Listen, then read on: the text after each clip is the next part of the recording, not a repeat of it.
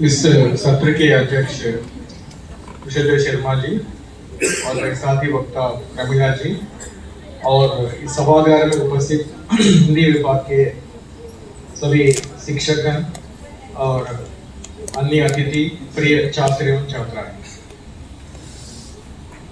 मेरा विषय है दिव्यांग विमर्श।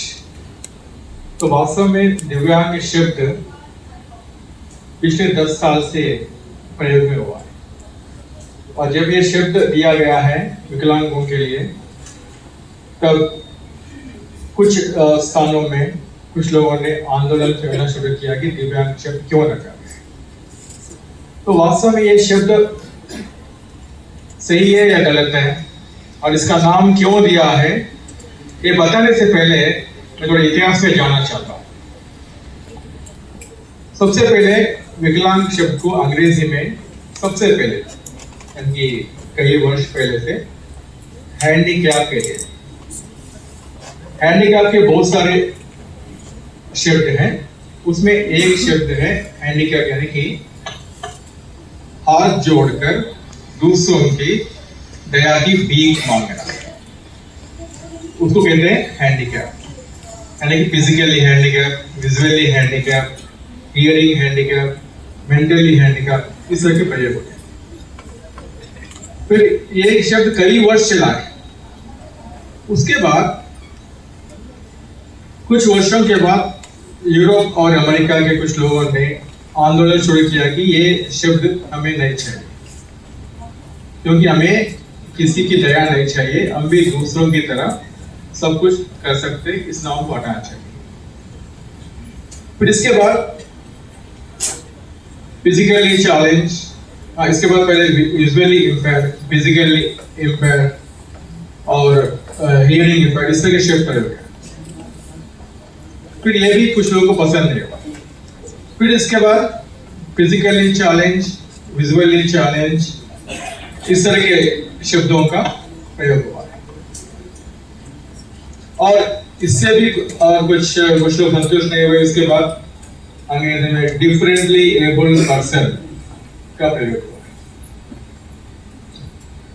और इन तमाम शब्द, नए शब्द आने के बाद भी और पश्चिम देशों में विकलांगों के लिए मतलब बहुत सारे जो कार्य हुए हैं और वे लोग बहुत आगे बढ़ चुके हैं। मतलब हर एक क्षेत्र में, शिक्षा के क्षेत्र में, राजनीति में और हर एक काम में लोग करने लगे। मतलब पिछले 40 वर्षों से पहले ही वे लोग हर एक क्षेत्र में अच्छे काम कर रहे हैं।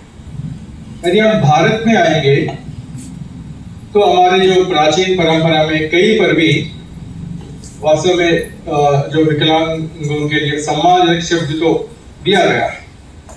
बीच में कुछ लोगों ने उनका अपमान तो किया है, लेकिन थोड़ी देर सम्मानित किया है। लेकिन संविधान लागू होने के बाद कहीं पर भी विकलांगों के लिए कोई आरक्षण या सुविधा की बात नहीं, कुछ भी नहीं। और इसीलिए संविधान लागू होने के लगभग 20-25 साल तक कहीं पर भी नौकरियों में, शिक्षाओं में मतलब पढ़ने में, नौकरी करने में बहुत प्रॉब्लम हो रही है। लेकिन जब 25-30 साल के बाद जब कुछ राज्यों में जो कांग्रेसेतर सरकारों की स्थापना हुई थी, उस समय कुछ उदारवादी मुख्यमंत्रियों ने अपने अपने राज्य में इन लोगों के लिए कुछ अच्छे मतलब आरक्षण देना शुरू किया। लेकिन ये कानून के हिसाब से हम लड़ नहीं सकते, अगर मतलब ये केवल दया पर आधारित थे। फिर 1981 में क्या हुआ कि पूरे देश में, दिल्ली में एक जबरदस्त आंदोलन शुरू किया। उस समय इंदिरा गांधी प्रधानमंत्री। तो उन्होंने क्या किया कि जिस तरह से नागा साधुओं पर लाठीचार्ज करवाई थी, उस तरह से भयंकर रूप से लाठीचार्ज करवाई थी। उससे क्या हुआ कि 2-3 लोगों की मृत्यु भी हुई थी। तब क्या हुआ, यूरोप और अमेरिका के देशों ने भारत पर इतना आक्रमण किया कि तब उस समय के प्रधानमंत्री इंदिरा गांधी ने पार्लियामेंट में हाथ जोड़कर माफी मांग लिया है।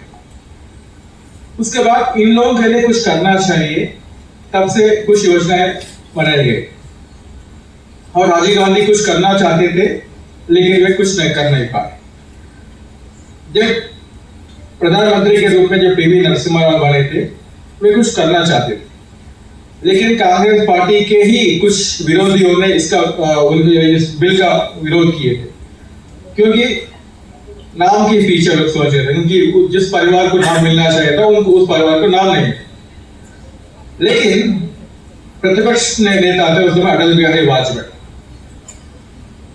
अटल बिहारी वाजपेयी और नरसिम्हा राव जी के सहयोग से पहली बार 1995 एक्ट लागू हुआ था। उसके बाद उस बिल में बहुत सारी कमियां थी।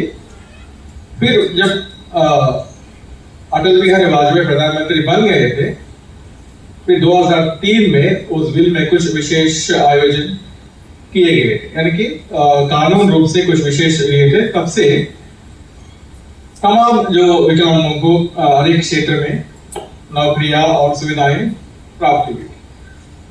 तब भी कुछ समस्याएं थी। समस्या क्या थी कि सम्मानजनक, यानी कि आरक्षण तो मिल रहे थे लेकिन अपमान भी हो रहे थे। तो कुछ लोगों ने हम लोगों ने क्या किया, इसके कुछ करने के लिए बिल ऑब्लिगेशन किए थे। तो उसके बाद लगभग 12 साल के बाद, यानी कि 2016 में जब नरेंद्र मोदी प्रधानमंत्री बन गए थे, उन्होंने फिर 1995 एक्ट में, फिर 2003 में उसको चेंज किया था, कुछ मतलब विशेष अधिकार दिए थे। फिर 1916 में और कानून रूप से और ज्यादा अधिकार देने के बाद फिर विकलांग शब्द को दिव्यांग नाम दिया है। दिव्यांग नाम देते ही फिर ये आंदोलन शुरू किया, क्योंकि ये हिंदू धर्म से संबंधित है और दैविक शक्ति से संबंधित है। ये नाम कैसे मतलब विकलांग वगैरह सहमत है। और मैं ये आपको बताना चाहता हूं कि दिव्यांग नाम सही है या क्यों नहीं।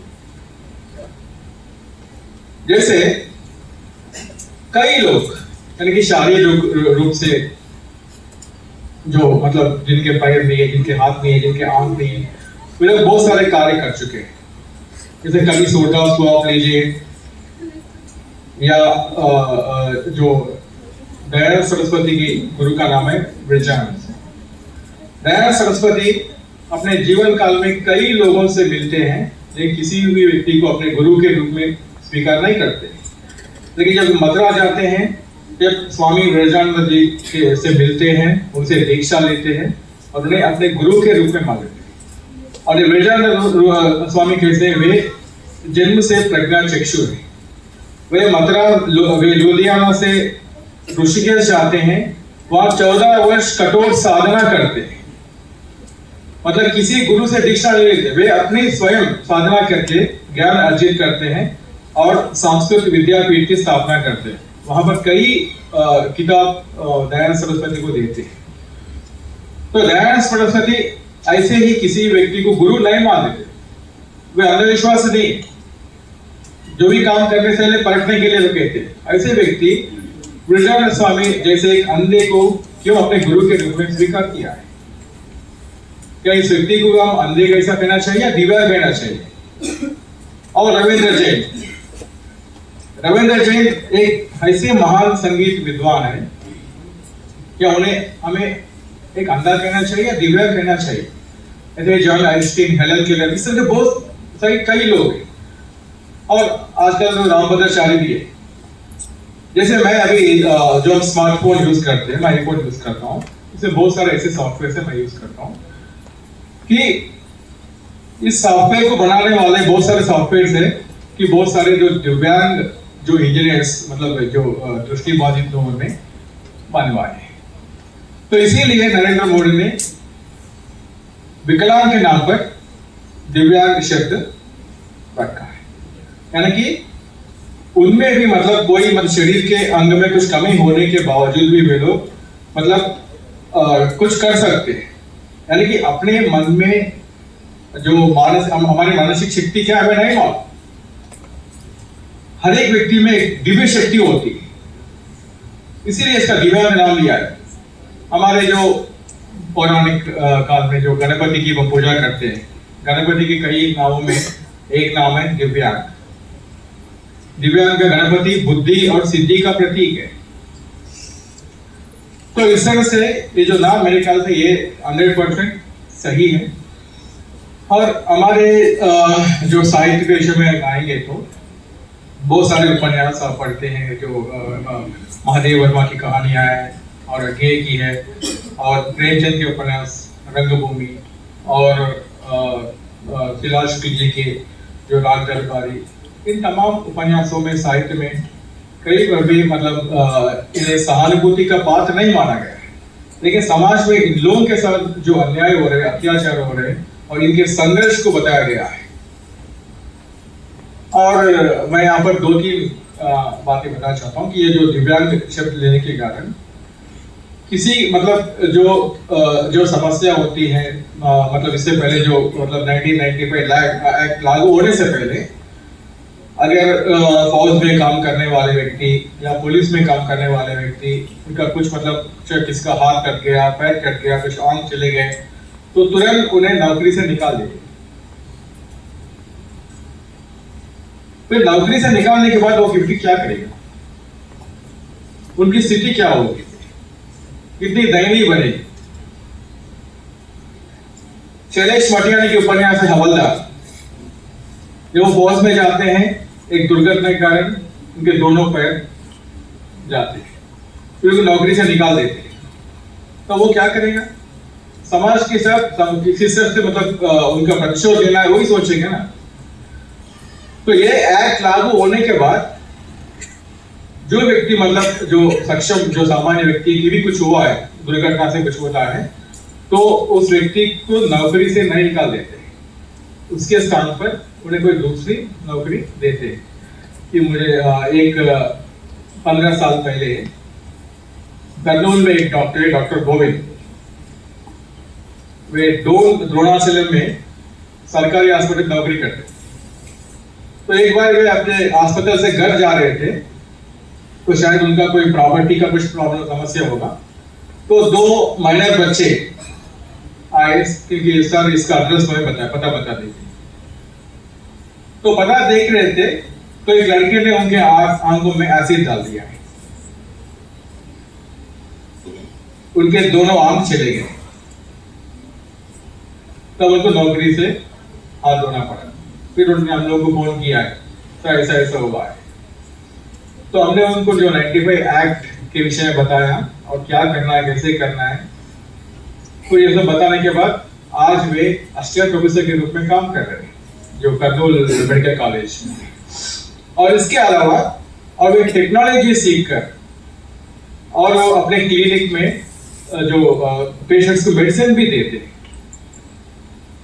तो इस तरह से मतलब जो भी होता है, मतलब जो संघर्ष करने वाले करते हैं, और किसी भी व्यक्ति को अंधा, लंगड़ा या बुढ़ा इस तरह से शब्द मतलब किस करके उन्हें अपमानित नहीं करना चाहिए, और सहायता भी करना है तो सच्चे दिल से उनकी सहायता करना चाहिए, या दूसरों की इम्प्रेस करने के लिए या दूसरों के साथ दूसरों को धोखा देने के लिए किसी की सहायता नहीं करना चाहिए, ये गलत है। इसके विषय में मैं आपको एक सच्ची घटना बताना चाहता हूँ कि बहुत ही इंपॉर्टेंट है, विशेष रूप से हमारे छात्राओं के लिए बहुत ही महत्वपूर्ण जानकारी यहाँ पर मैं देना चाहता हूँ। कि जब हम MA कर रहे थे, मैं फर्स्ट ईयर में था, तो हमारे सीनियर का नाम है योगेश्वर रेड्डी। 1990 30 साल पहले की बात है।